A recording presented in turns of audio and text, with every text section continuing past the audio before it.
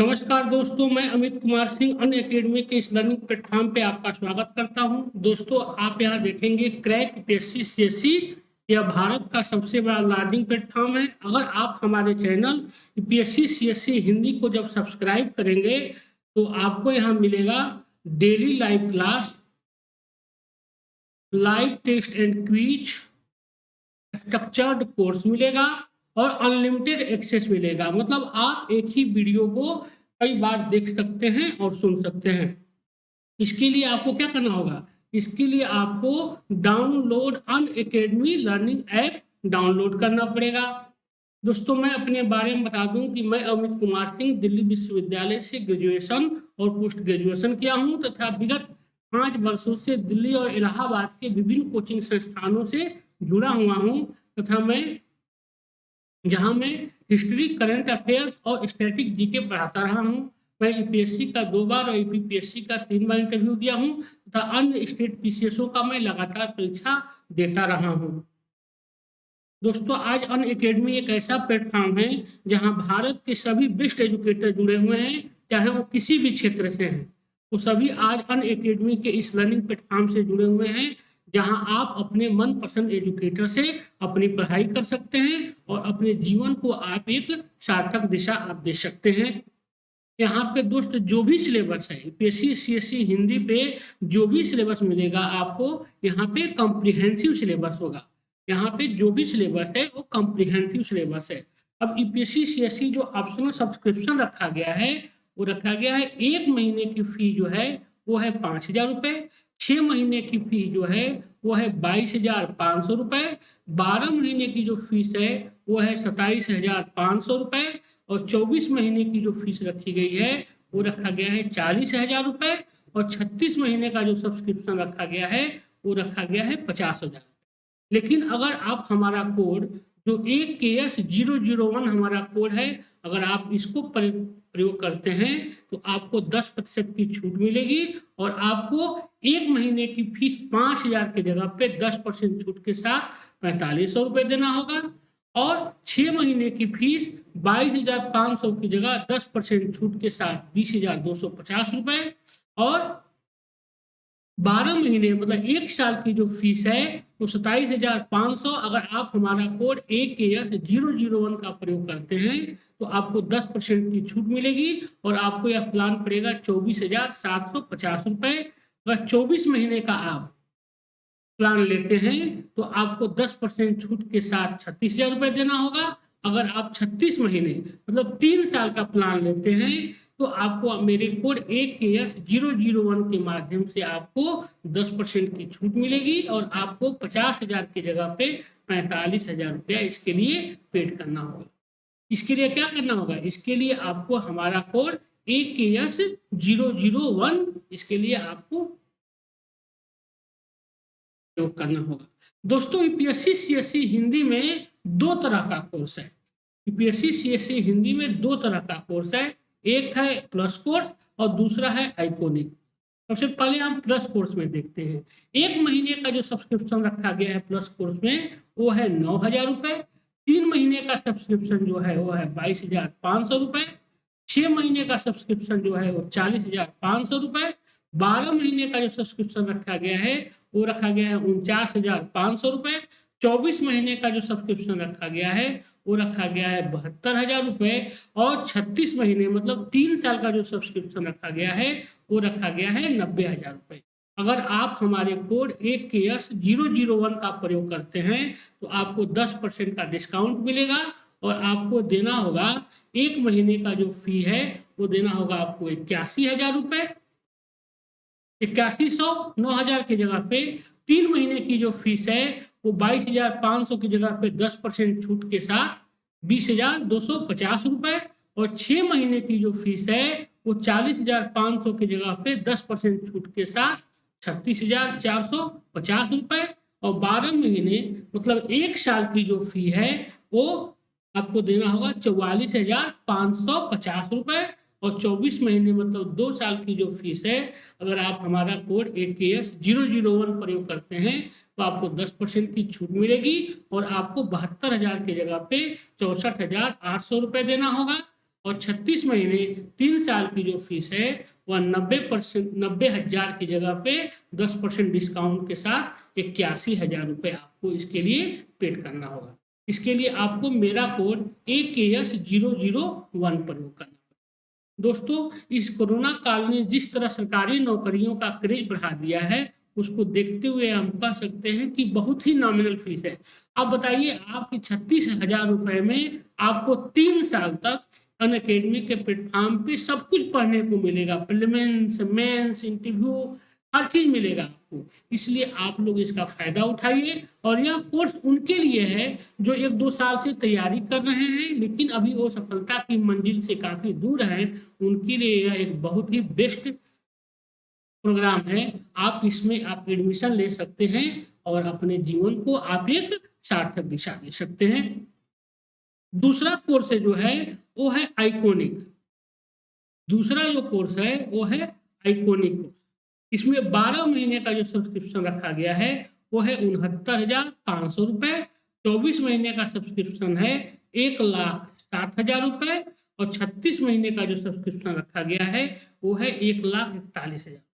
दोस्तों, यह जो कोर्स है आइकोनिक कोर्स, वह इनके लिए है जो अभी अभी हाल ही में ग्रेजुएशन पास किए हैं, तैयारी करने के बारे में सोच रहे हैं।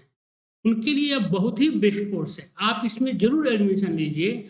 और क्योंकि देखिए, यूपीएससी की तैयारी कोई 1-2 दिन में तो होती नहीं है, इसके लिए 3 से 4 साल का समय लगता है। और ये आइकोनिक जो कोर्स है आपके लिए बहुत बेस्ट है। सबसे बड़ी अच्छी चीज है कि आप अपने घर में बैठे, अपने गांव में बैठे, अपने शहर में बैठे आप अपनी मंजिल के प्राप्त करने में सहायक बन सकते हैं। इसलिए आप लोग आइकोनिक कोर्स में जरूर एडमिशन लीजिए। अगर आप इसमें हमारा कोड AKS001 का प्रयोग करते हैं तो आपको 10% की इस पे डिस्काउंट मिलेगा और आपको 12 महीने की जो फीस है 69,500 की जगह पे 62,550 रुपए देना होगा। 24 महीने का जो सब्सक्रिप्शन है 1,07,000 की जगह पे 96,300 रुपए और 36 महीने मतलब 3 साल का जो सब्सक्रिप्शन है वो 1,41,000 की जगह पर 1,26,900 रुपए आपको इसके लिए पेड करना होगा। इसके लिए क्या करना होगा, आपको हमारा कोड AKS001 प्रयोग करना। देखिए, इस कोरोना काल ने जिस तरह सरकारी नौकरियों का क्रेज बढ़ा दिया है, उसको देखते हुए हम कह सकते हैं कि यह बहुत ही नॉमिनल फीस है। अब इससे कम फीस पे इससे बेहतर सेवा कोई भी एकेडमी आपको नहीं दे सकती है। इसलिए दोस्त, आप लोग इसका फायदा उठाइए और अनअकैडमी के इस प्लेटफॉर्म से जुड़िए और अपने लक्ष्य की प्राप्ति करने में आप सहायक बनिए। इसी के साथ हम चलते हैं। मैं अमित कुमार सिंह एक बार फिर आप लोगों का स्वागत करता हूं। दोस्त, आज हम पढ़ेंगे मूल अधिकार। मूल अधिकार हम कल पढ़े थे। मूल अधिकार में हम पढ़ लिए थे अनुच्छेद 22 तक। आज हम पढ़ेंगे शोषण के विरुद्ध अधिकार से शुरू करेंगे। देखिए हम कल पढ़े थे कि मूल अधिकार कितने होते हैं। मूल अधिकार 6 होते हैं। कल हम लोग पढ़ लिए थे समानता का अधिकार, स्वतंत्रता का अधिकार, शोषण के विरुद्ध अधिकार, धर्म और स्वतंत्रता का अधिकार, संस्कृति और शिक्षा का संबंधी अधिकार और संवैधानिक उपचारों का अधिकार। ये है मूल अधिकार। यही 6 मूल अधिकार है। तो कल हम लोग पढ़ लिए थे समानता का अधिकार पढ़ लिए थे। समानता अधिकार में अनुच्छेद 14 पढ़ लिए थे, अनुच्छेद 15 पढ़ लिए थे, अनुच्छेद 16, अनुच्छेद 17, अनुच्छेद 18। उसी तरह स्वतंत्रता का अधिकार में 19 पढ़ लिए थे, 20 पढ़ लिए थे, 21 और 22 पढ़ लिए थे। और आज हम पढ़ेंगे शोषण के विरुद्ध अधिकार अनुच्छेद 23 से अनुच्छेद 24 जो है। आज हम यहाँ से इस नए चैप्टर में शुरू करेंगे। मैं अमित कुमार सिंह। देखिए, क्या है मूल अधिकार? क्या है मूल अधिकार? वह अधिकार है जो संविधान द्वारा लोगों को दिया गया है। एक कल्याणकारी राज्य की संकल्पना होती है। सबसे बड़ी चीज है कि मूल अधिकार को क्या रखा गया है, वाद योग्य रखा गया है। वाद योग्य मतलब इस पे इसकी सुरक्षा कौन करता है, कोर्ट करता है। राज्य चाह कर भी इस पर प्रतिबंध नहीं लगा सकती है। अगर राज्य प्रतिबंध लगाने का मतलब क्या हुआ, कुछ परिस्थितियों में इस पर प्रतिबंध लगाया जा सकता है राष्ट्रपति के द्वारा। लेकिन जैसे कि जो 6 मूल अधिकार हैं इसको समाप्त नहीं कर सकती हैं, इसमें से कटौती नहीं कर सकती हैं। अगर क्योंकि इसकी निगरानी का जिम्मा किसको दिया गया है? न्यायालय को दिया गया है। इसलिए यह क्या है? राज्य के द्वारा, संविधान के द्वारा राज्य के विरुद्ध लोगों को दिया गया यह एक क्या है? तोहफा है, यह अधिकार है। यही होता है मूल अधिकार, यही मूल अधिकार। मूल अधिकार 6 प्रकार के मूल अधिकार दिए गए। सबसे पहला था समानता का अधिकार, अनुच्छेद 14 से अनुच्छेद 18 तक जो था वह था समानता का अधिकार। स्वतंत्रता का अधिकार 19 से 22 तक दिया गया। और तीसरा शोषण के विरुद्ध अधिकार, अनुच्छेद 23 और अनुच्छेद 24 जो दिया गया वह शोषण के विरुद्ध अधिकार दिया गया। और धर्म की स्वतंत्रता का अधिकार 25 से 28 तक दिया गया। संस्कृति और शिक्षा संबंधी अधिकार जो दिया गया था वो दिया गया था अनुच्छेद 29 और 30 में। और संवैधानिक उपचारों का अधिकार जो है वो दिया गया था अनुच्छेद 32, जिसको भीमराव अम्बेडकर ने क्या कहा है? संविधान की आत्मा।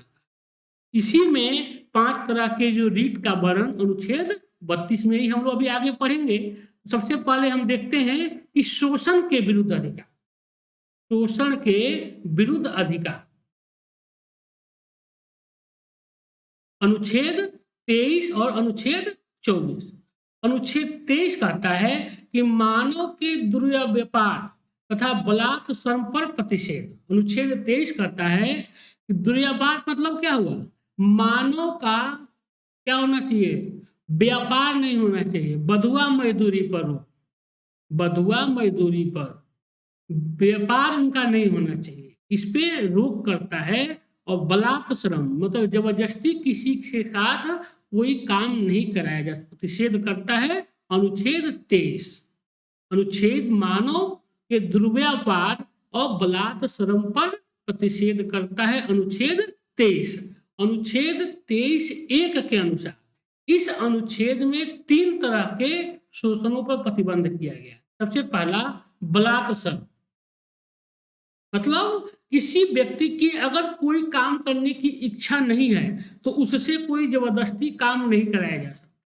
यह होता है जिसे मान लीजिए कि कोई पिछड़ा वर्ग का व्यक्ति है, दलित वर्ग का व्यक्ति है, आप उससे मैला नहीं उठवा सकते हैं, या अगर उसकी इच्छा नहीं है तो आप नहीं कीजिएगा। अगर आप उसके साथ जबरदस्ती करते हैं तो आपको इसके लिए सजा मिलेगी। इसलिए क्योंकि अनुच्छेद 23(1) के अनुसार आप उसकी इच्छा के विरुद्ध कोई भी ऐसा कार्य नहीं करवा सकते हैं जो उसकी गरिमा को ठेस पहुंचाए। ठीक है। दूसरा चीज बेगारी, मतलब आप किसी के साथ कोई भी काम कराएंगे तो आप उसके लिए उसको उचित मजदूरी देनी होगी। आप बेगारी बिना मेहनताना दिए आप उसके साथ कोई भी काम नहीं करा सकते हैं। अगर आप ऐसा कराते हैं तो आप उसको का शोषण कर रहे हैं, उसके मूल अधिकारों का आप हनन कर रहे हैं, और इसके लिए आपको अनुच्छेद 23 के तहत सजा का प्रावधान किया गया। तीसरा है मानव व्यापार, मतलब आप देखते होंगे तस्करी, मानव की तस्करी हो जाती है। किसमें? इसके लिए खरीद फरोख्त किया जाता है, खास करके महिलाओं और बच्चों को। यह भी क्या है?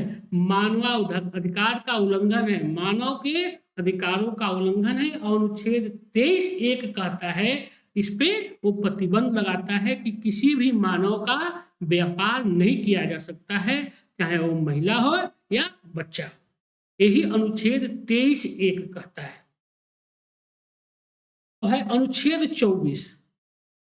अनुच्छेद 24 कारखानों में बालकों के नियोजन पर प्रतिषेध।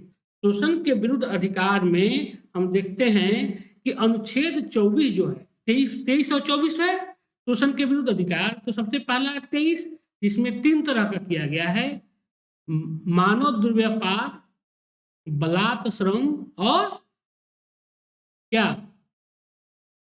मानव दुर्व्यापार, बलात् श्रम और बेगारी पर प्रतिबंध करता है अनुच्छेद 23।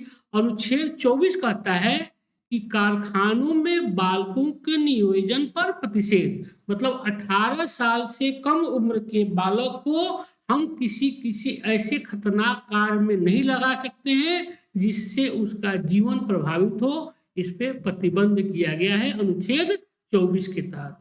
यह क्या है, एक निरपेक्ष अधिकार है, एब्सोल्यूट अधिकार है। 14 वर्ष से कम उम्र के बच्चों को हानिकारक उद्योगों, कारखानों तथा खानों में नहीं लगाया जाए। मतलब 14 साल का अगर कोई बच्चा है तो उसको किसी ऐसे खतरनाक मशीनरी पे, ऐसे खानों पे, जहाँ जैसे मान लीजिए कोयला खदान हुआ, लोहे का खदान हुआ, पत्थर का खदान हुआ, उसमें उनको कार्य नहीं लगाएगा, जिससे क्या हो, उनकी आयु पे, उनके जीवन पे खतरा हो, उस पे उनको नहीं लगाया जाएगा। बच्चों को इसके अलावा किसी भी उद्योग में नहीं लाया जाए। इसी अनुच्छेद के तहत अनुच्छेद 24 ही कहता है कि 14 वर्ष से कम उम्र के बच्चों को तो लगाना क्या है, एक बहुत बड़ा दंडनीय अपराध ही है, लेकिन 18 साल से कम उम्र के बच्चों को किसी भी उद्योग में उनसे काम कराना, चाहे वह कारखाना हो, चाहे वह खान हो, या चाहे वो चाय की दुकान हो, चाहे जो भी हो, आप अगर उनसे कोई भी कार्य लेते हैं तो ये क्या है, दंडनीय अपराध है। ये बलात् श्रम बालकों के नियोजन पर प्रतिषेध करता है अनुच्छेद 24।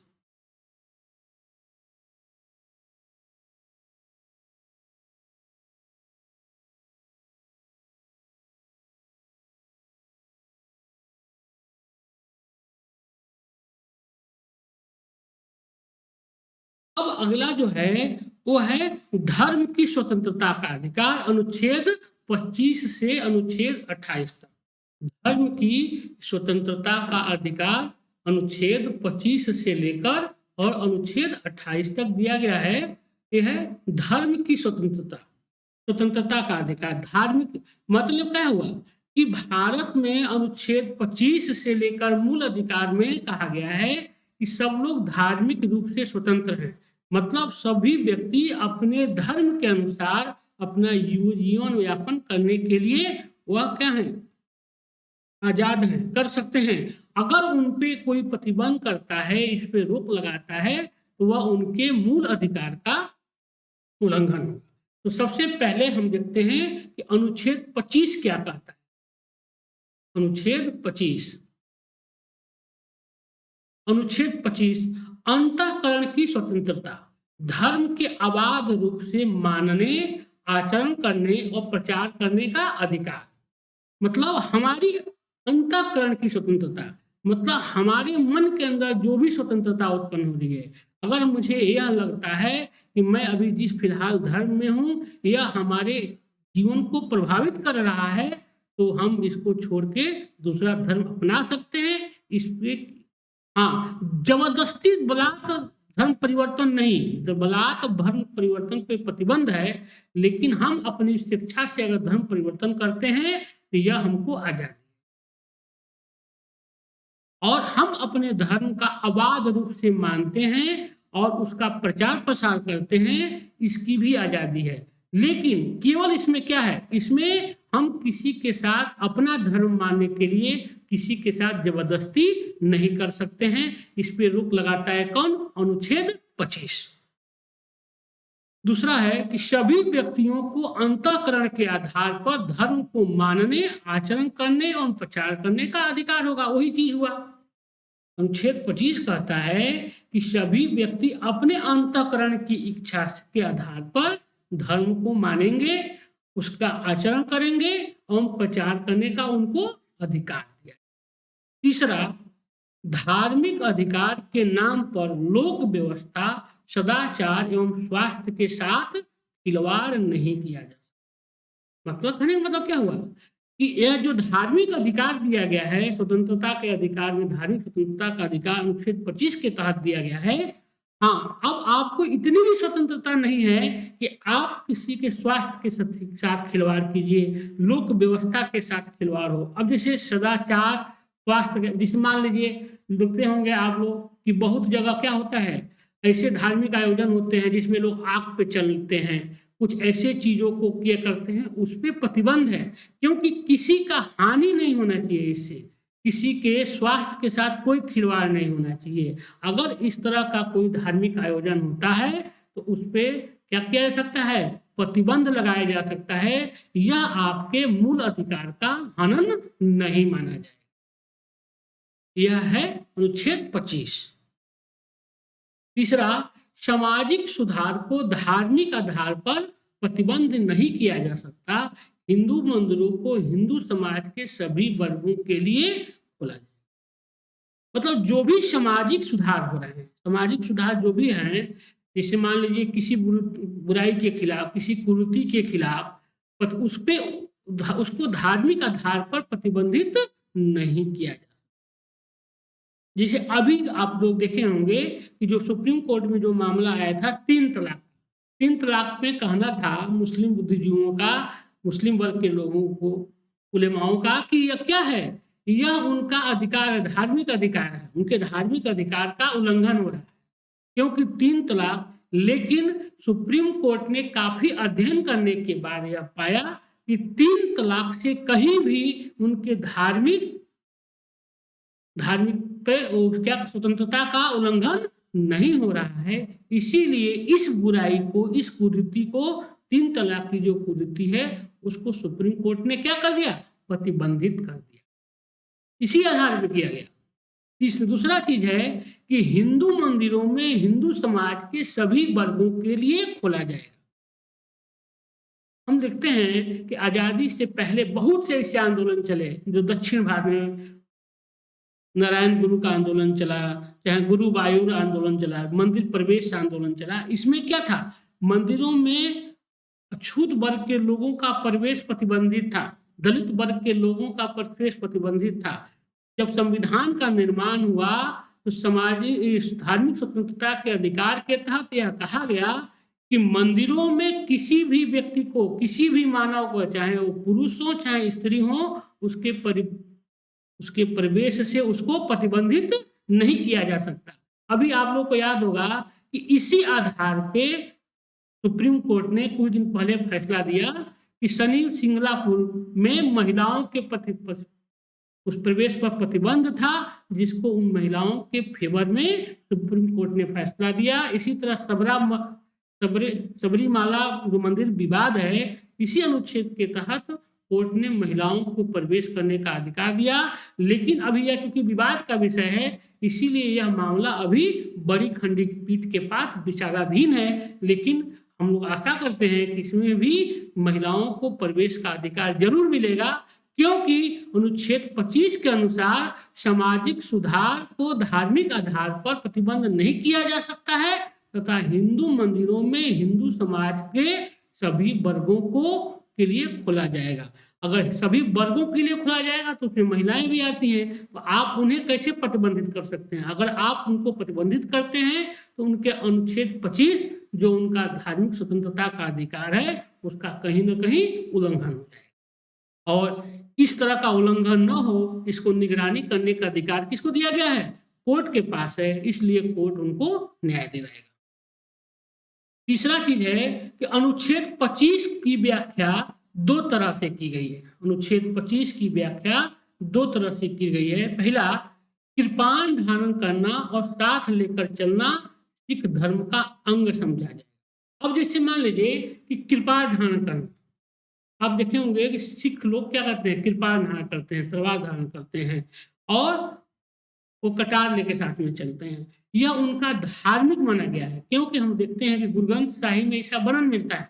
हम लोग गुरु गोविंद इतिहास में पढ़े भी हैं कि केस, कच्छा, कंघा, कड़ा, ये क्या था, उनका धार्मिक सिंबॉलिक माना जाता है, सिंबल। आप उस पर उनको प्रतिबंधित नहीं कर सकते हैं कि आप हथियार लेकर कोई नहीं चल सकते। यह कृपाण धारण करना और साथ लेकर चलना ये सिख धर्म का अंग है, इस पे कोई आप प्रतिबंध कोई सरकार नहीं कर सकती। दूसरा चीज, इस संदर्भ में हिंदुओं के अंतर्गत सिख, जैन और बौद्ध धर्म के अनुयायियों के को भी शामिल किया जाएगा।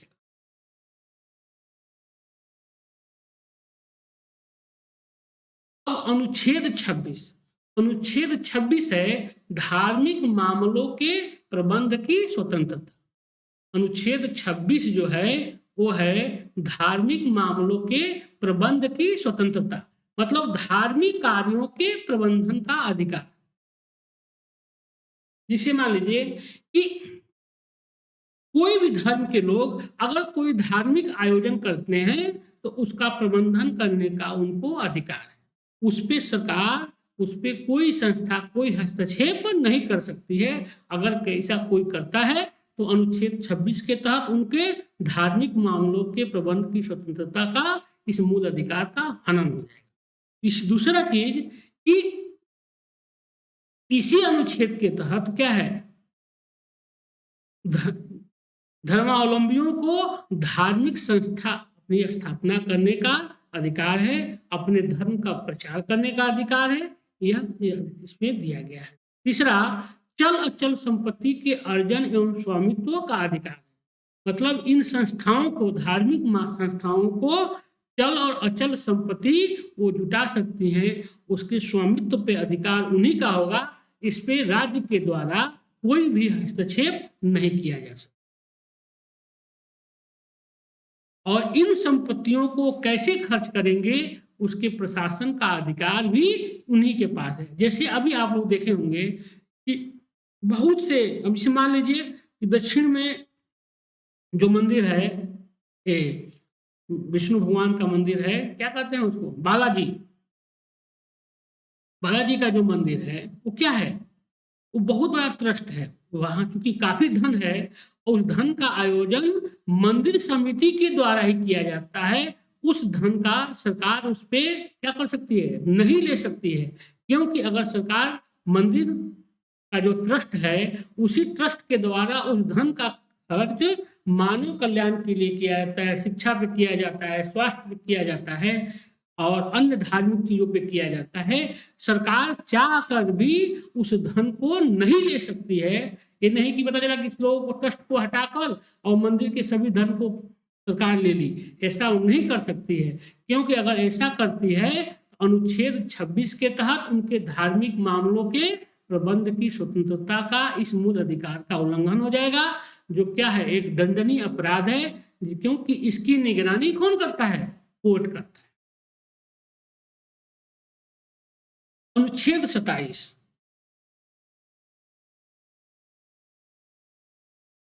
धार्मिक अभिवृद्धि के लिए कर संदाय की स्वतंत्रता। मतलब धार्मिक कोई का आयोजन करना है तो उसके लिए चंदा लेने का अधिकार है इनको। उस पर कोई भी सरकार, कोई भी राज्य इस पे प्रतिबंध नहीं कर सकता है, उनको चंदा लेने का ये अधिकार दिया।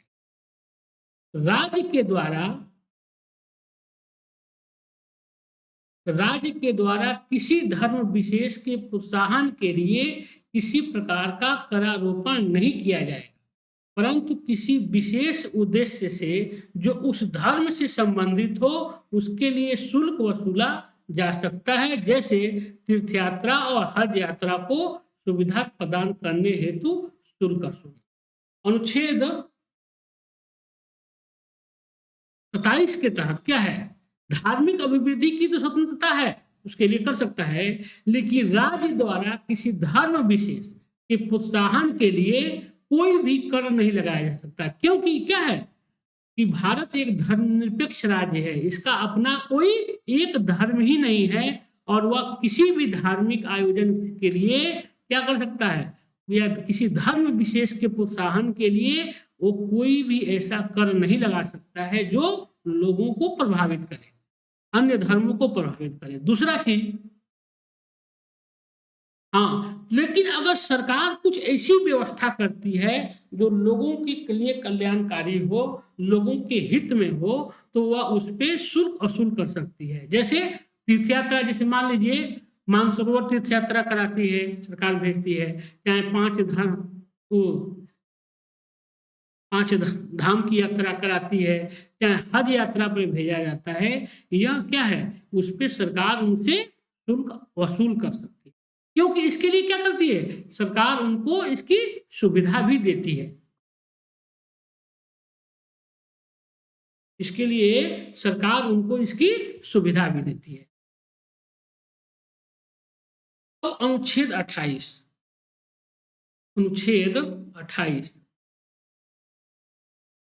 कुछ शिक्षण संस्थाओं में धार्मिक शिक्षा या धार्मिक उपासना से में उपस्थित होने के बारे में स्वतंत्रता।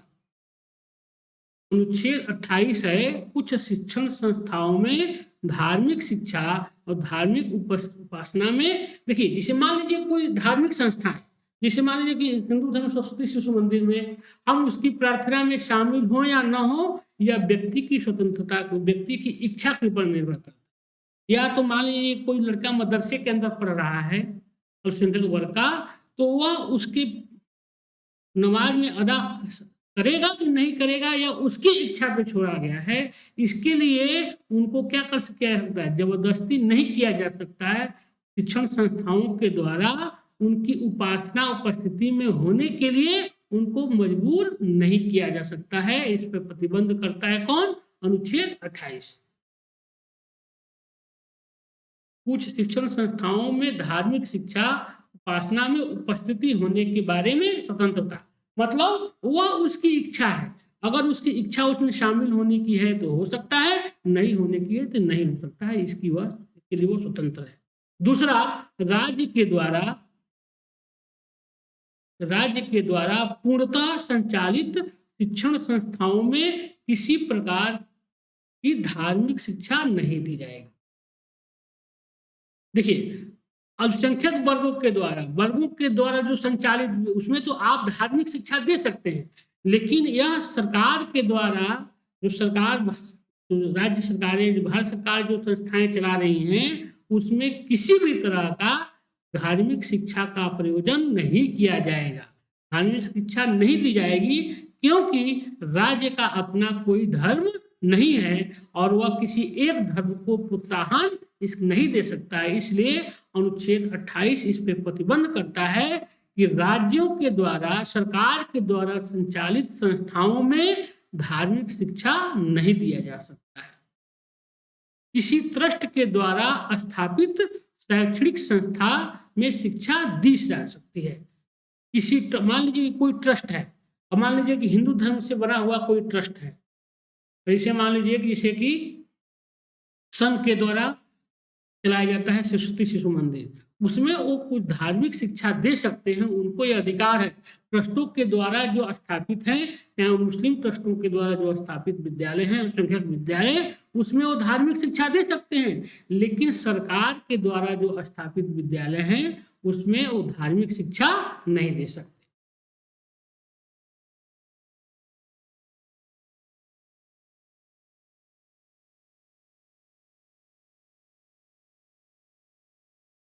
धार्मिक शिक्षा सशर्त दी जा सकती है। वे शिक्षण संस्थाएं जो राज्य से अनुदान प्राप्त करती हैं अथवा जिन्हें राज्य से मान्यता प्राप्त है, उनमें बच्चों की सहमति से धार्मिक शिक्षा दी जा सकती है।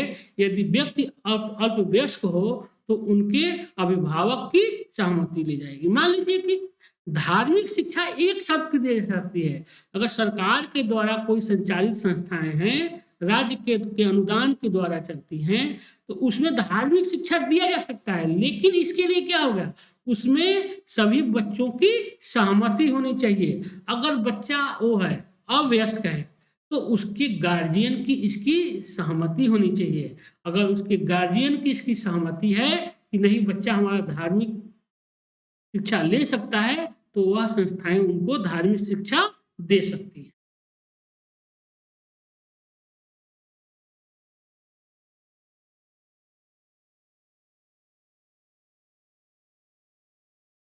धार्मिक शिक्षा सशर्त दी जा सकती है। वे शिक्षण संस्थाएं जो राज्य से अनुदान प्राप्त करती हैं अथवा जिन्हें राज्य से मान्यता प्राप्त है, उनमें बच्चों की सहमति से धार्मिक शिक्षा दी जा सकती है। यदि व्यक्ति अल्पवयस्क हो तो उनके अभिभावक से इसकी क्या लेना पड़ेगा, सहमति लेनी पड़ेगी। अगला है अनुच्छेद 29-30 संस्कृति एवं शिक्षा संबंधी अधिकार। ये 5वां मूल अधिकार है। अनुच्छेद 29 से 30 क्या है, संस्कृति एवं शिक्षा संबंधी अधिकार।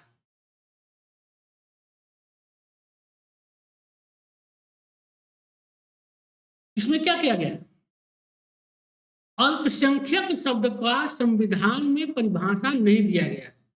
यद्यपि अनुच्छेद 30 के आधार पर संविधान में अल्पसंख्यकों का वर्गीकरण भाषाई और धार्मिक आधार पर किया गया है। मतलब संविधान में कहीं भी अल्पसंख्यक शब्द का प्रयोग ही नहीं है, लेकिन हम देखते हैं कि अल्पसंख्यक कैसे विभाजन किया गया है, भाषाई आधार पर और धार्मिक आधार पे, भाषाई आधार पे और धार्मिक आधार पे इनका वर्गीकरण किया जाता है।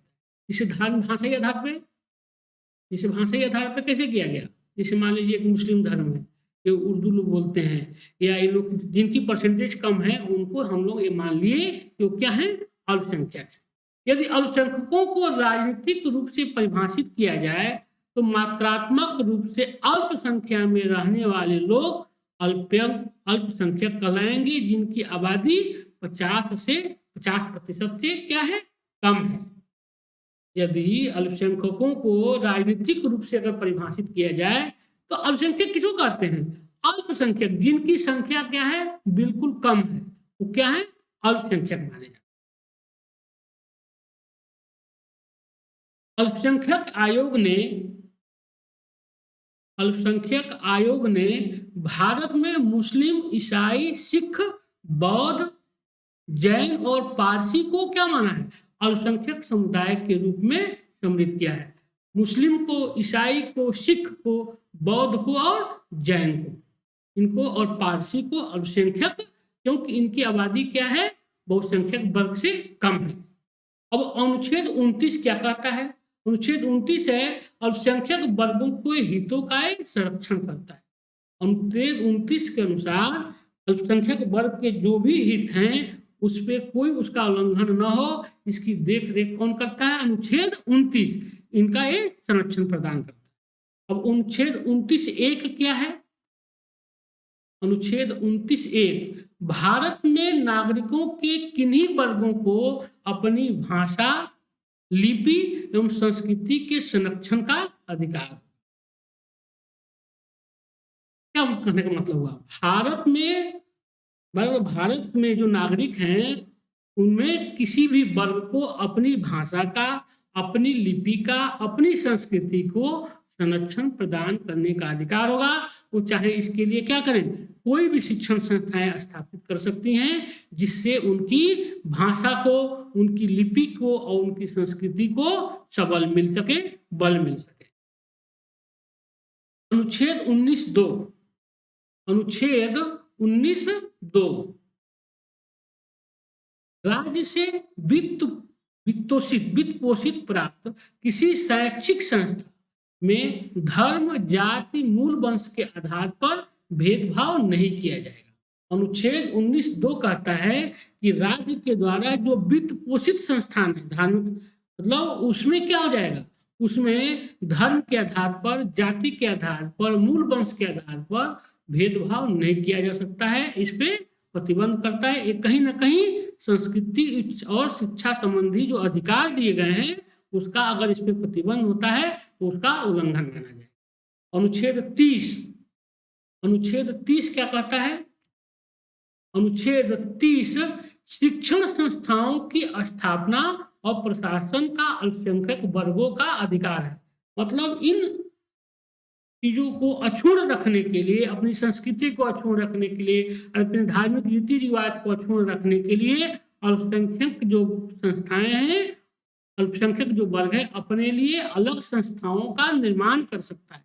वह उनको राइट है और उसमें वह अपनी संस्कृति, अपने धर्म को अक्षुण्ण रखने के लिए वो शिक्षा दे सकता है। इस पे राज्य के द्वारा कोई भी प्रतिबंध नहीं किया जा सकता है। दूसरा चीज कि इन अनुच्छेद 30(1) कहता है कि इन अल्पसंख्यक संस्थाओं की स्थापना और उसके प्रबंधन का अधिकार, मतलब सरकार उसका प्रबंधन नहीं कर सकती है, उसके प्रबंधन, उसका प्रशासन चलाने के अनुसार इन संस्थाओं के, जैसे मान लीजिए कि मदरसों का निर्माण होता है या हिंदू धर्म के द्वारा कोई शिक्षण संस्थान का निर्माण होता है, तो अगर तो उसके प्रबंधन का अधिकार उन्हीं के ट्रस्ट को दिया जाएगा, इसमें सरकार का हस्तक्षेप नहीं होगा।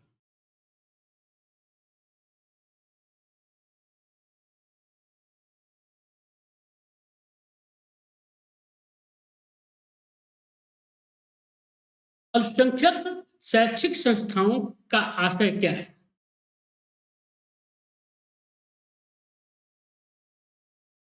ऐसी शैक्षणिक संस्थाएं जो अल्पसंख्यक समुदाय के द्वारा स्थापित।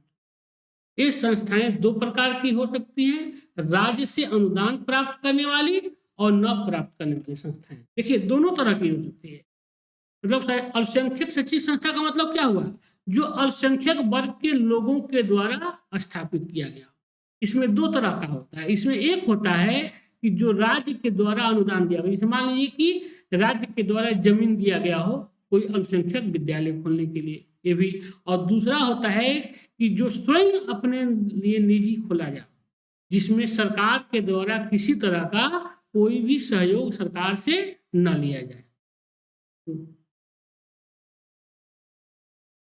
इसकी स्थापना और इसका प्रबंधन।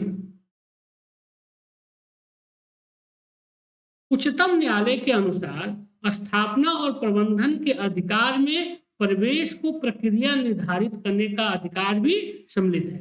मतलब क्या हुआ?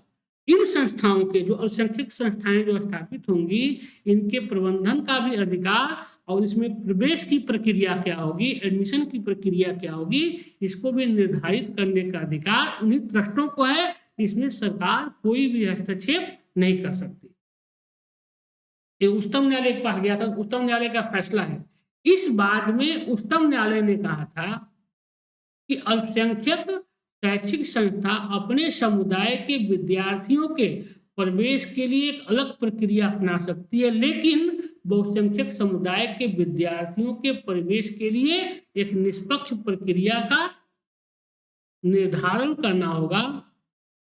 और अल्पसंख्यक शैक्षिक संस्था में कुल विद्यार्थियों की संख्या 50% भाग बहुसंख्यक समुदाय से लेना होगा। मतलब जैसे मान लीजिए अल्पसंख्यक जो भी विद्यालय स्थापित किए जाए, जैसे मान लीजिए अलीगढ़ यूनिवर्सिटी हुआ, जामिया मिलिया यूनिवर्सिटी हुआ, ये अल्पसंख्यक है, यूनिवर्सिटी है। तो सुप्रीम कोर्ट का फैसला है कि इसमें 100% अल्पसंख्यकों को ही नहीं लिया जा सकता है। इसमें क्या है, 50% जो सीटें हैं, एडमिशन जो है बहुसंख्यक वर्ग के लोगों को लेना ही होगा। 50% जो है वो बहुसंख्यक वर्ग के लोगों को इसमें लेना ही होगा। यह सुप्रीम कोर्ट का क्या है, जजमेंट है। मोहिनी जैन विवाद हुआ था, मोहिनी जैन वाद।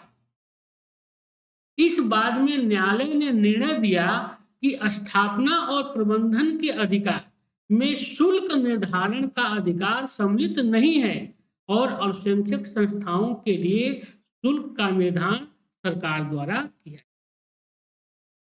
यह मामला चला गया था मोहिनी जैन वाद में, जिसमें सुप्रीम कोर्ट ने फैसला दिया कि स्थापना और प्रबंधन के अधिकार में शुल्क का निर्धारण, फीस का निर्धारण कितना होगा, यह क्या है, यह सम्मिलित नहीं है। और अल्पसंख्यक संस्थाओं के लिए भी शुल्क का निर्धारण, फीस का जो निर्धारण बच्चों से लिया जाएगा, इसको कौन तय करेगी, सरकार के द्वारा तय करेगी। अगर नहीं होगी तो मनमानी हो जाएगा। मान लीजिए अल्पसंख्यक संस्थाएं हैं, पता चला कि सरकारी फीस 100 रुपए लग रही है और वो लोग 500 रुपए रख देंगे, तो इसमें क्या होगा, ये तो मनमानी हो जाएगा। कहीं ना कहीं इससे लोगों के अधिकारों का हनन होगा। इसीलिए सुप्रीम कोर्ट ने फैसला दिया कि प्रबंधन का अधिकार तो है, लेकिन उसमें शुल्क निर्धारण का अधिकार नहीं है। शुल्क निर्धारण का अधिकार जो होगा वह किसके पास होगा, वह होगा सरकार के, राज्य के पास। पीएमए पाई फाउंडेशन वाद, पीएमए पाई फाउंडेशन वाद हुआ था, मामला सुप्रीम कोर्ट में गया था। इसमें सुप्रीम कोर्ट ने कहा कि यदि कोई अल्पसंख्यक शैक्षिक संस्था सरकार से अनुदान प्राप्त करती है तो शैक्षिक संस्था की प्रकृति में कोई परिवर्तन नहीं होगा। इसी वाद में सर्वोच्च न्यायालय ने पूर्व निर्धारित 50% की संख्या से संबंधित प्रावधान को हटा दिया और यह स्पष्ट किया कि जो अल्पसंख्यक शिक्षण संस्थाएं राज्य से सहायता प्राप्त करती हैं, राज्य उनसे अपेक्षा करेगा कि वे उचित संख्या में अन्य समुदाय के अभ्यर्थियों को अपनी संस्था में प्रवेश दें। पीएम पाई फाउंडेशन विवाद हुआ, सुप्रीम कोर्ट में मामला गया।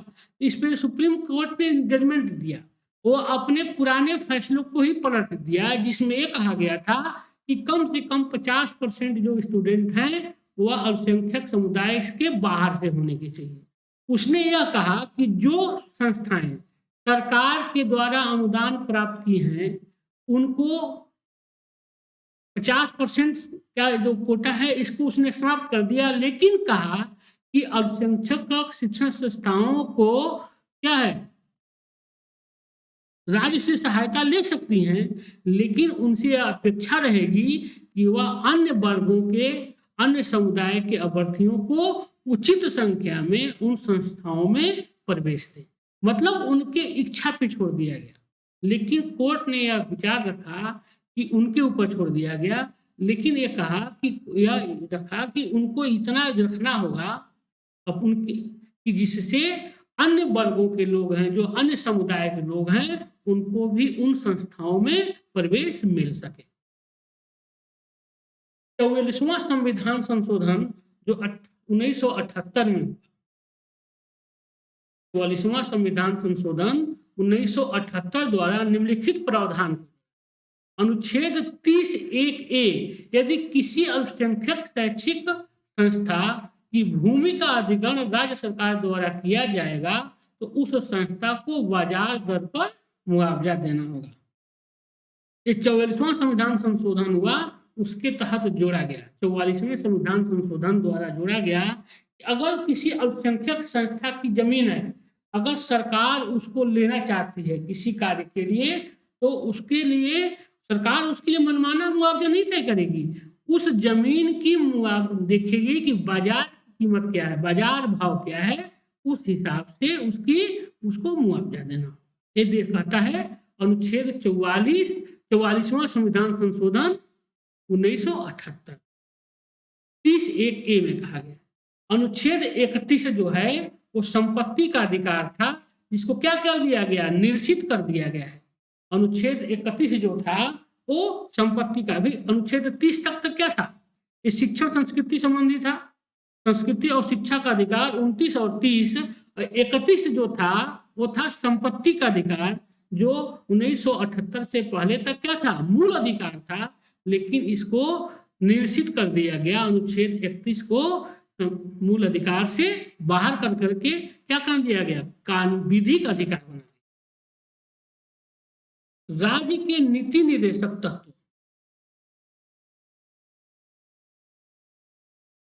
राज्य के नीति निर्देशक तत्व एवं संपत्ति के अधिकार टकराव, अनुच्छेद 39(b)(c) में उल्लेख है कि राज्य ऐसी नीतियों का निर्माण करेगा जिससे संपत्ति का केंद्रीकरण कर हाथों में, मतलब क्या हो, संपत्ति का केंद्रीकरण किया हो, एक हाथ में न हो, और इसकी सभी को आय के अवसर,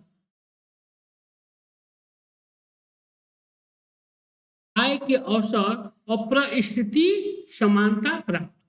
इसलिए संपत्ति का सीमांकन आवश्यक था और सरकार के सार्वजनिक कार्यक्रमों के लिए जमींदारी उन्मूलन आवश्यक था। इसीलिए संपत्ति के अधिकार को क्या किया गया, मूल अधिकार से बाहर कर दिया गया।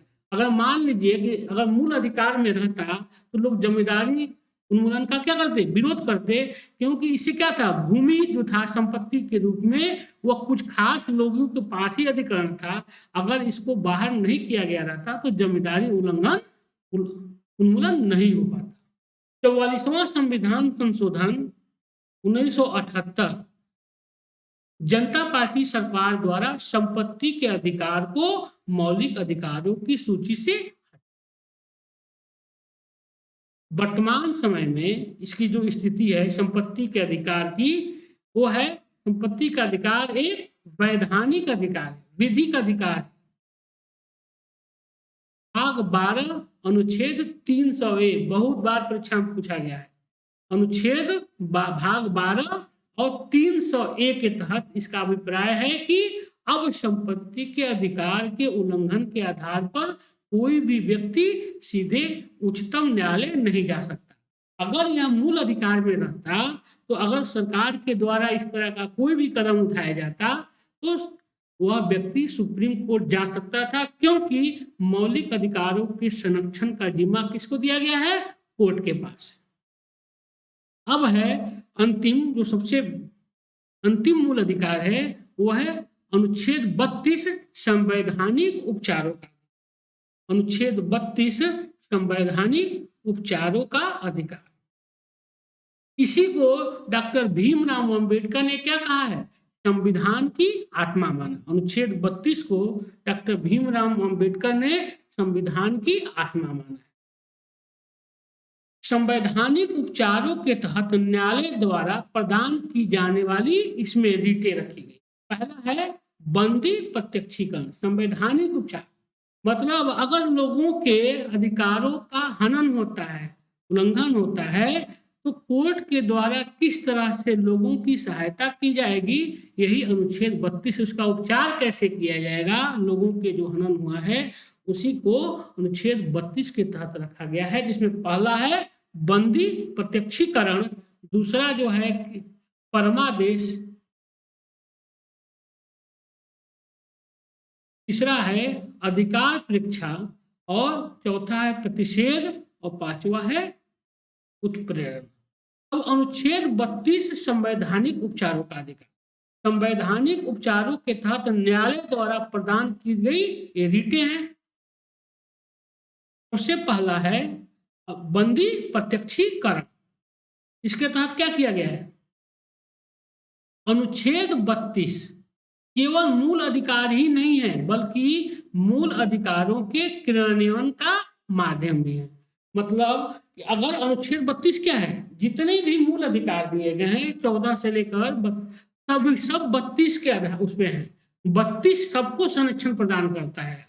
कहने का मतलब ये हुआ कि अगर किसी भी मूल अधिकार का उल्लंघन होता है तो वह अनुच्छेद 32 के तहत उस पर वह कोर्ट के माध्यम से, बंदी प्रत्यक्षीकरण के माध्यम से, और इन सब चीजों को जो दिया गया है, इसमें 5 जो रीटें दी गई हैं उसके द्वारा वो कोर्ट में जा सकता है और इस पे न्याय पा सकता है।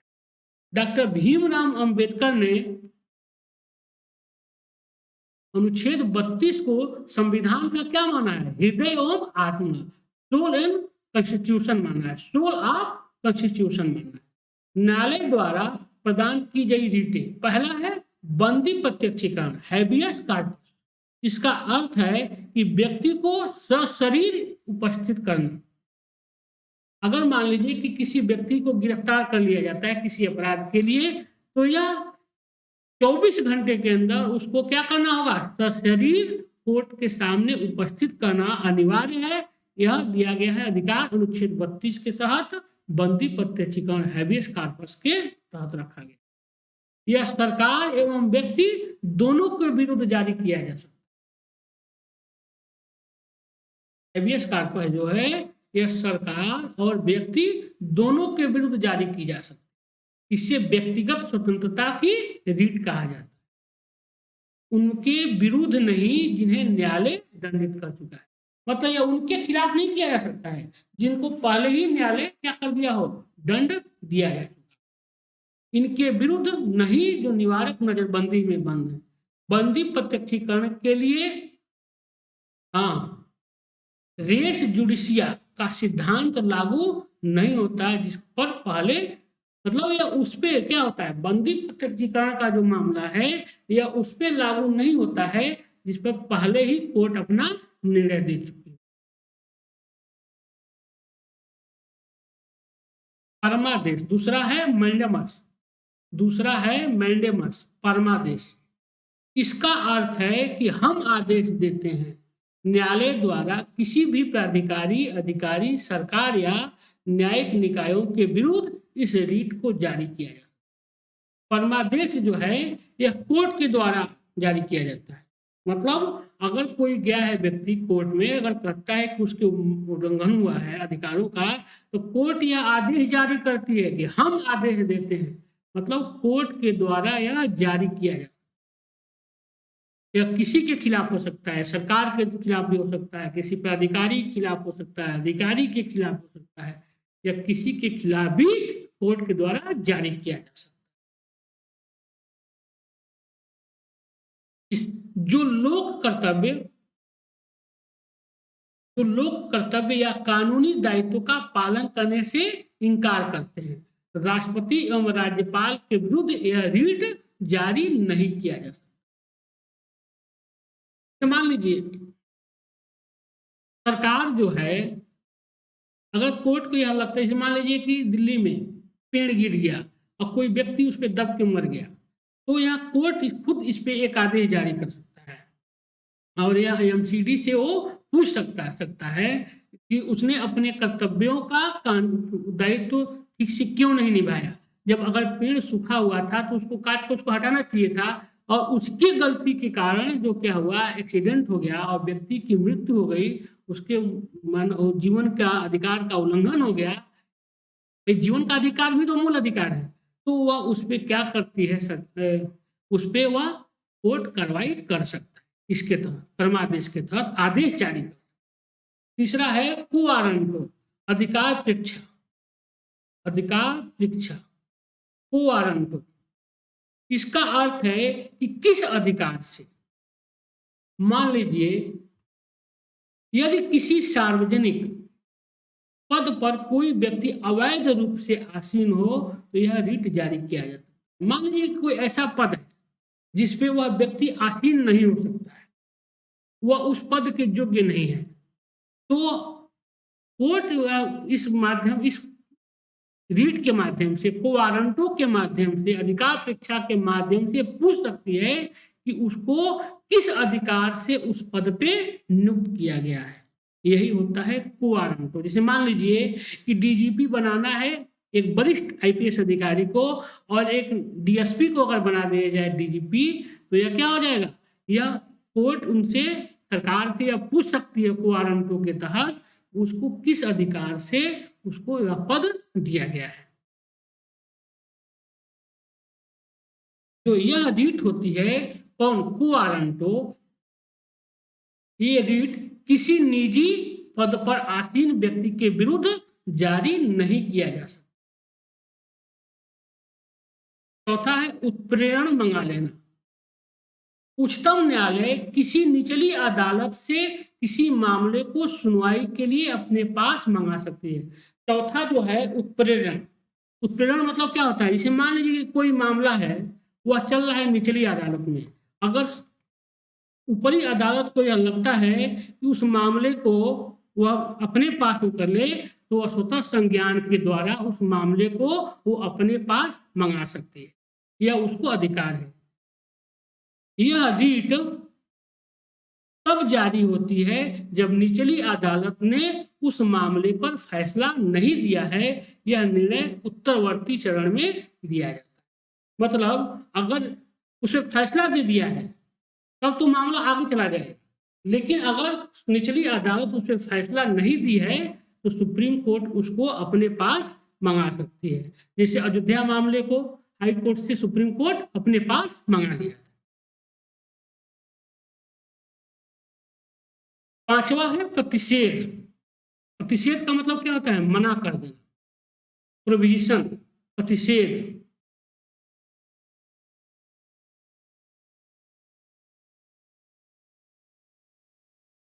मना कर देना, इसमें उच्चतम न्यायालय निचली न्यायपालिका को किसी मामले की सुनवाई से मना कर सकता है। जैसे मान लीजिए कोई ऐसा मामला है जो लोकहित से जुड़ा हुआ है, अगर सुप्रीम कोर्ट को यह लगता है कि निचली अदालत इस पे सही से फैसला नहीं दे सकती है, तो वह क्या कर सकता है, उसको सुनवाई करने से मना कर सकता है, अपने पास मंगा सकता है।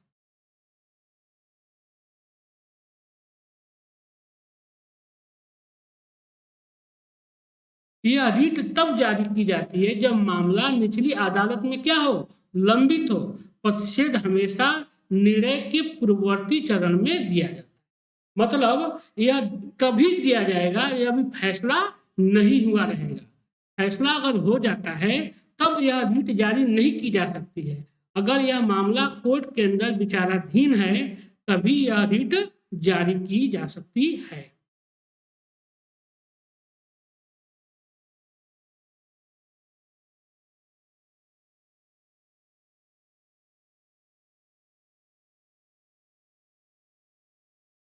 अब अगला है, इसके अनुसार उच्चतम न्यायालय वही व्यक्ति जाएगा जिसके मूल अधिकारों का उल्लंघन हुआ है।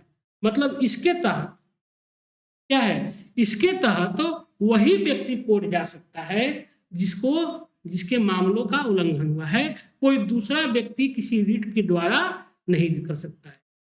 जिसको मना किया गया है, जैसे मान लिया कोई व्यक्ति कहीं अधिकार मांगने गया, अगर उसको मना कर दिया गया है तो वही व्यक्ति क्या जाएगा, कोर्ट जा सकता है, दूसरा कोई नहीं जा सकता जिसके अधिकारों का उल्लंघन हुआ है।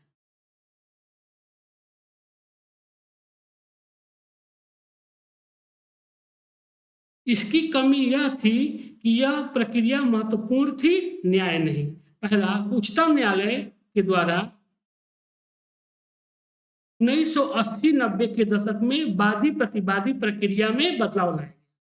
समूह के मूल अधिकारों की रक्षा के लिए कोई तीसरा व्यक्ति संस्था भी न्यायालय जा सकता है। उच्चतम न्यायालय द्वारा मूल अधिकारों के लिए परिवर्तित प्रक्रिया के तहत जनहित याचिका को आरंभ किया गया। अगर किसी समूह के द्वारा अगर कोई अधिकार का उल्लंघन होता है, इसी की रक्षा के लिए क्या किया गया है, जनहित याचिका की शुरुआत किया गया। जनहित याचिका जिसमें जनता के अगर चीजों का उल्लंघन होता है तो कोई भी व्यक्ति, कोई भी संस्था कोर्ट जा सकती है। समाचार पत्र की सूचना के आधार पर भी न्यायपालिका क्या कर सकती है, स्वतः संज्ञान ले सकती है। इसी को क्या कहा जाता है, इसी को मान लीजिए कि पेपर के माध्यम से ही अगर कोई ऐसी जानकारी कोर्ट को लगती है कि जिससे जनता के मूल अधिकारों का उल्लंघन हो रहा है तो वह उसको याचिका मान पे उस पर कार्रवाई कर सकती है। तो अनुच्छेद 33 और 34 क्या है? अनुच्छेद 33 और 34। अनुच्छेद 33 सैन्य बलों एवं अर्धसैनिक बलों में कार्यरत लोगों के लिए मूल अधिकारों को प्रतिबंधित किया जा सकता है। यह अनुच्छेद 33 कहता है वो लोग वहां पे क्या कर सकते हैं, अपने मूल अधिकारों की मांग नहीं कर सकते हैं क्योंकि उनके लिए अलग से प्रावधान किए गए। अनुच्छेद 33 इसमें कहता है कि सैन्य बलों के अंदर और अर्धसैनिक बलों के अंदर जो लोग हैं उनको क्या कर सकते हैं, उनको मूल अधिकारों को प्रतिबंधित किया जा सकता है, वो उनके ऊपर निर्भर करता है। अनुच्छेद 33 के तहत के अंतर्गत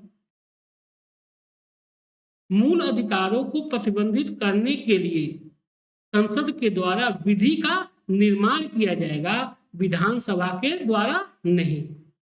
33 के अंतर्गत कहा गया है कि मूल अधिकारों को प्रतिबंधित करने के लिए संसद के द्वारा विधि का निर्माण किया जाएगा। मतलब संसद ही मूल अधिकारों को प्रतिबंधित करने के लिए विधि बना सकती है, लेकिन विधानसभाओं को यह अधिकार नहीं दिया गया।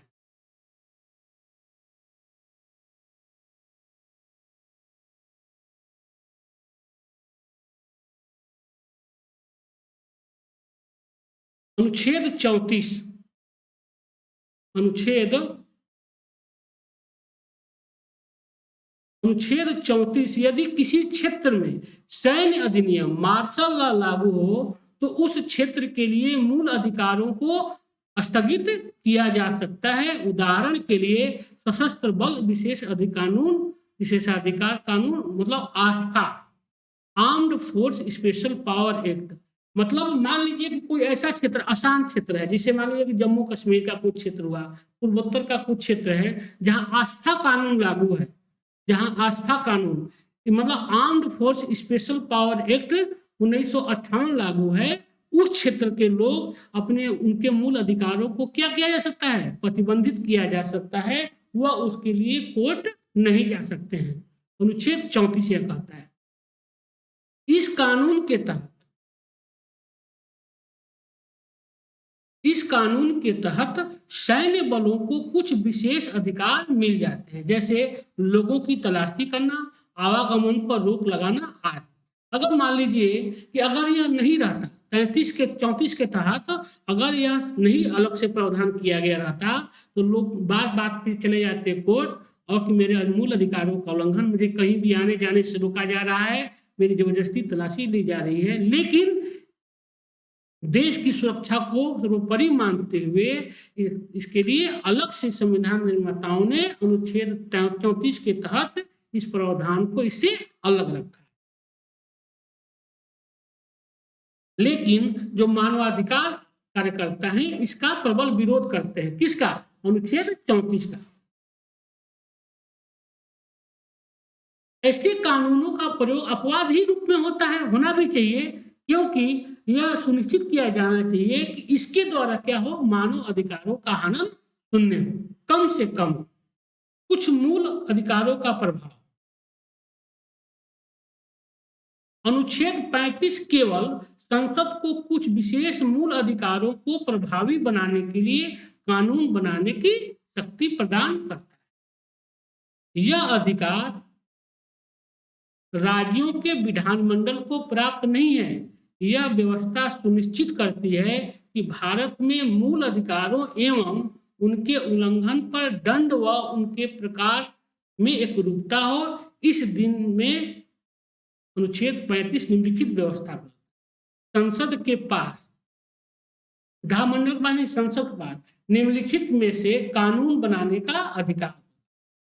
किसी राज्य या केंद्र शासित या स्थानीय या अन्य प्राधिकरण में किसी रोजगार या नियुक्ति हेतु निवास की व्यवस्था, अनुच्छेद 16।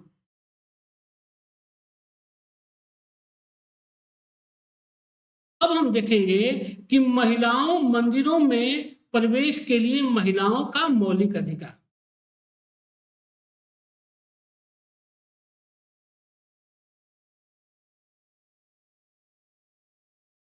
1 अप्रैल 2016 में बॉम्बे उच्च न्यायालय ने किसी पूजा स्थल या मंदिर में प्रवेश करने हेतु लैंगिक विभाजन पर रोक लगा दिया।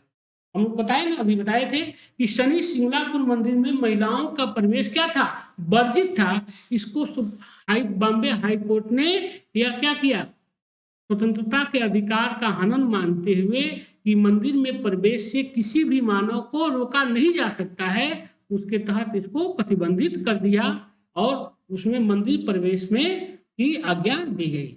शनि सिंगलापुर मंदिर में महिलाओं के प्रवेश को लेकर हुए विवाद के बाद 1 अप्रैल 2016 को न्यायालय ने महिलाओं के प्रवेश को वैध ठहराया और कहा कि ऐसा कोई स्थान नहीं जहां पुरुष जा सकते हो, महिलाएं नहीं जा सकती। दूसरा कि बच्चों से दुष्कर्म करने पर फांसी की सजा का प्रावधान किया गया। केंद्रीय मंत्रिमंडल ने 21 अप्रैल 2018 को पास्को एक्ट में बदलाव किया। इस बैठक में protection of children from sexual offence अर्थात पाक्सो एक्ट में संशोधन करने की बात की गई है। इस संशोधन के माध्यम से देश में 12 वर्ष या उससे कम उम्र के बच्चियों के साथ रेप के दोषियों को फांसी की सजा दी जा सकेगी। मतलब अब क्या किया गया है, पास्को एक्ट में बदलाव किया गया है कि अगर 12 वर्ष से कम उम्र के बच्चियों या बच्चों के साथ जो कोई भी सेक्सुअल हरासमेंट होता है तो उसके लिए फांसी की सजा का प्रावधान किया गया है। निःशक्त व्यक्ति अधिकार विधेयक 2016, निःशक्त व्यक्ति अधिकार विधेयक 2016 दिव्यांगों से जुड़े विधेयक को राज्यसभा ने 14 दिसंबर 2016 को सर्वसम्मति से क्या कर दिया, पारित कर दिया। इसमें निःशक्त जनों से भेदभाव किए जाने पर 2 वर्ष तक की कैद और अधिकतम 5 लाख रुपए का जुर्माने का प्रावधान किया गया। दिव्यांगों की श्रेणी में तेजाब हमलों से पीड़ित लोगों को भी शामिल किया जाता है। मतलब अगर जो निःशक्त जन व्यक्ति अधिकार विधेयक 2016 पास किया गया है उसके तहत एक कहा गया है राष्ट्रपति की अगर निःशक्त जनों के साथ कोई भी व्यक्ति विकलांग हुए, उसमें तेजाब पीड़ितों को भी शामिल किया गया है, दिव्यांग, उसमें अगर उनके साथ कोई भी भेदभाव होता है किया करता है तो उसको 2 वर्ष तक की सजा और 5 लाख रुपए तक का जुर्माना किया जा सकता है। इसमें किसको, तेजाब पीड़ितों को भी शामिल किया गया है। निःशक्त व्यक्ति अधिकार विधेयक 2016 काफी व्यापक है और इसके अंतर्गत दिव्यांगों की श्रेणियों में को 7 से बढ़ाकर 21 कर दिया गया है। विधेयक का विशेष बिंदु क्या है, इस विधेयक का, दिव्यांगजन विधेयक का विशेष बिंदु, विधेयक निःशक्त जनों के लिए आरक्षण व्यवस्था 3% से बढ़ाकर 4% कर दी गई है। इसके अंदर देखिए, यह परीक्षा की दृष्टि से बहुत महत्वपूर्ण है। यह नया चीज है बिल्कुल। यह परीक्षा में मेंस में भी पूछा जा सकता है और पीटी में पूछा सकता है। मंदिर प्रवेश का मामला, पास्को एक्ट में क्या बदलाव और निःशक्त जनों के साथ क्या बदलाव किया गया है, यह दोनों जगह पूछा जा सकता है। भेदभाव की स्थिति में महीने में से लेकर 2 वर्ष तक की कैद और 10,000 रुपए तक का जुर्माने का प्रावधान किया गया। एक मेडिकल बोर्ड बनाया जाएगा जो निःशक्तता को परिभाषित करेगा। वर्तमान में सरकार केरल में दिव्यांग विश्वविद्यालय बना रही है। यह 2017 में ये शुरू हो गया है। मतलब दिव्यांगों के लिए एक अलग विश्वविद्यालय का वो किया जा रहा है और यह एक कमेटी का गठन, एक मेडिकल बोर्ड बनाया जाएगा। यह जांच करेगा कि कौन सा व्यक्ति किस तरह की निःशक्तता का शिकार है, उसको वह परिभाषित करेगा और उसी के अनुसार उसको क्या किया जाएगा, उसको आरक्षण का लाभ दिया जाएगा। निःशक्तता में अब मानसिक विकार, निःशक्तता में अब मानसिक विकार, autism, cerebral palsy, muscular dystrophy, chronic neurological दशा जैसी समस्याओं को भी शामिल किया गया है। दिव्यांगों की कितनी श्रेणियां, 21 श्रेणियां बनाई गई हैं। अंधापन, कमजोर दृष्टि, कुष्ठ रोग, श्रव्य क्षीणता, चलने में असमर्थता, बौनापन, बौद्धिक निःशक्तता, मानसिक रुग्णता, ऑटिज्म, मस्तिष्क पक्षाघात, मस्कुलर डिस्ट्रॉफी, गंभीर न्यूरोलॉजिकल दशा, सीखने में कमजोरी,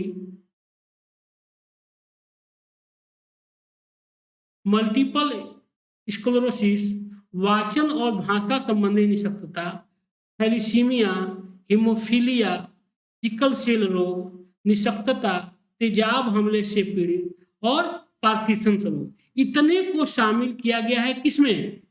इतने को शामिल किया गया है इसमें निःशक्त जन में। 21 तरह के लोगों को दिव्यांगों की श्रेणी में रखा गया है। कोर्ट ने इधर एक और चीज क्या किया, मूल अधिकार में शामिल कर दिया गया। पैसिव यूथेनेसिया और लिविंग बिल को वैध घोषित कर दिया गया है। ये करंट का है, परीक्षा मेंस में पूछा जा सकता है। पैसिव यूथेनेसिया और लिविंग बिल को वैध घोषित 9 मार्च 2018 को उच्चतम न्यायालय की 5 सदस्यीय संविधान पीठ ने पैसिव यूथेनेसिया और लिविंग बिल को कुछ शर्तों के साथ क्या किया है, वैध घोषित कर दिया है। उच्चतम न्यायालय ने यह निर्णय एक गैर सरकारी संगठन कॉमन काज के याचिका पर दिया। उच्चतम न्यायालय ने 40 वर्षों से लाइफ सपोर्ट के सहारे जीवित रही मुंबई की अरुणा शाहबाग के मामले में यह फैसला दिया कि मतलब क्या हुआ, अब जीवन के अधिकार के साथ साथ मृत्यु का अधिकार भी क्या किया गया है, मूल अधिकार मान लिया गया है। इसी के तहत पैसिव यूथेनेसिया को पास किया गया है, सरकार ने, कोर्ट ने मान्यता दिया है। और लिविंग बिल, अगर कोई बालिग जो है अगर एक साथ हो रहे हैं तो इसके लिए शादी करना कोई जरूरी नहीं है। लिविंग बिल को भी कोर्ट ने मंजूरी दे दिया। पैसिव यूथेनेसिया क्या है, एक निष्क्रिय इच्छा मृत्यु है। पैसिव यूथेनेसिया एक क्या है, निष्क्रिय इच्छा मृत्यु है, जिसमें धीरे धीरे लाइफ सपोर्ट को, सिस्टम को हटा दिया जाता है। परिणाम स्वरूप व्यक्ति की मृत्यु, मतलब ये उनके लिए है जिनको मान लीजिए पता चलता है कि 10-20 साल से कोई व्यक्ति बेड पे पड़ा हुआ है, उसको खड़ा नहीं हो सकता है, तो उसको पैसिव यूथेनेसिया दिया जा सकता है। मतलब उसके लाइफ सपोर्ट सिस्टम को धीरे धीरे हटा के उसको क्या किया जाता है, मृत्यु दी जा सकती है। लिविंग बिल क्या है, एक लिखित दस्तावेज होता है। इसे कोई भी वयस्क एक स्वर मानसिक दशा में व्यक्ति बन सकता है। इस तरह आज का क्लास हम समाप्त करते हैं। आज कल हम पढ़ेंगे नीति निर्देशक तत्व और मूल कर्तव्य। दोस्तों, मेरा कोड है AKS001। आप हमारे कोड के माध्यम से एडमिशन लीजिए तथा आप हमारे वीडियो को लाइक कीजिए और हमारे चैनल को सब्सक्राइब कीजिए। यही हमारी आपसे गुजारिश है। आज हम इसी के साथ अपना क्लास समाप्त करते हैं। मैं अमित कुमार सिंह आप लोगों को एक बार धन्यवाद देता हूँ। नमस्कार, धन्यवाद।